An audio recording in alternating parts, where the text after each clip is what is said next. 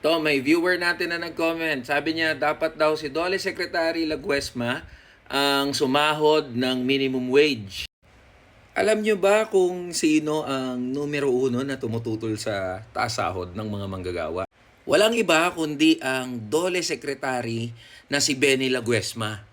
Walang biro yan. Siya mismo, bilang Dole Secretary in his capacity as the Department of Labor and Employment Secretary, ang tumututol sa wage increase ng mga manggagawa.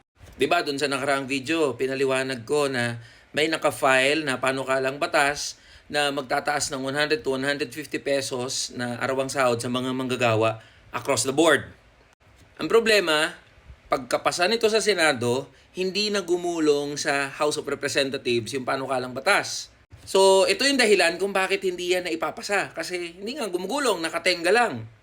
Ngayon, isa sa mga rason kung bakit hindi gumugulong yan ay dahil sinabi niya na hindi kailangan ng mga manggagawa ng wage increase. Halimbawa, pinagbigyan daw ng Kongreso natin na ipasa yung legislated wage increase, magiging katakot-takot daw ang epekto nito sa ekonomiya ng ating bansa. At malaki ang tsansa na maraming mga manggagawa ang mawawalan ng trabaho sakaling itaas ang sahod ng mga manggagawa. Sabi mismo ni Benny Laguesma, kailangan daw natin timbangin at ibalanse yung pangangailangan ng mga manggagawa at ng mga negosyo. Kasi kawawa naman daw yung mga negosyo, baka hindi nila kayanin kapag sakaling maipasa itong taas sahod sa Kongreso. Alam niyo kung sino rin yung nagsasabi ng kaparehas na sinasabi ni Secretary Benny Laguesma? Yung grupo ng mga pinakamalalaking negosyante sa ating bansa. So, ibig sabihin, yung secretary mismo ng Department of Labor and Employment nagsasalita on behalf sa mga malalaking negosyante dito sa ating bansa.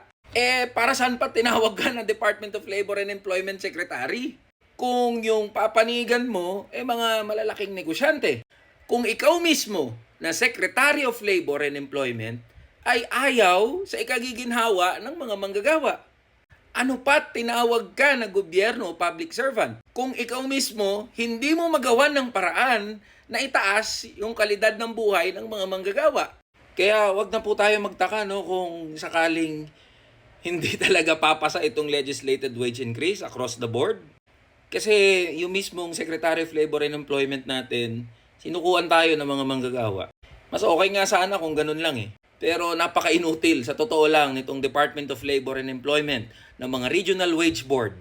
Kasi inutil din yung Secretary of Labor and Employment. Challenge natin kay Secretary Ben Laguesma, ibaba mo yung sahod mo to minimum wage. Tignan natin kung mapagkasa mo yan sa isang buong araw.